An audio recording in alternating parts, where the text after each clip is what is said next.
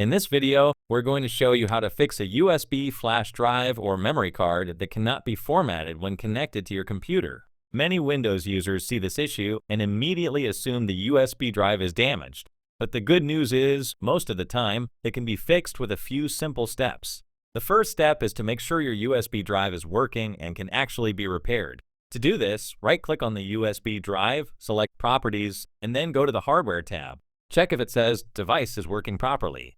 If it shows something else, your drive may be physically damaged and might need replacement. Once you've confirmed that the USB drive is not physically damaged, the next step is to use Command Prompt (CMD) as an administrator.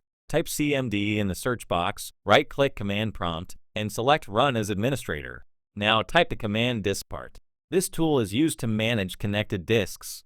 After that, type list disk. Make sure there's a space between list and disk.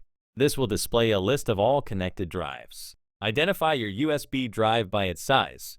For example, if you have two drives, one 3 GB and the other 1.898 GB, find the correct number for your USB. Next, type select disk X, replacing X with your USB drive number.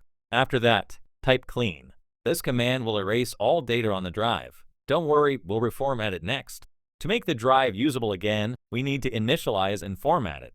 Press Windows +R, type diskmgm.msc, and hit Enter to open Disk Management. Your USB drive should appear in black, indicating it's unallocated. Right-click it and choose New Simple Volume. Follow the on-screen instructions. Click Next. Select the full size of the USB drive. Click Next and choose a drive letter. Click Next again, optionally give your USB a name, and then click Finish.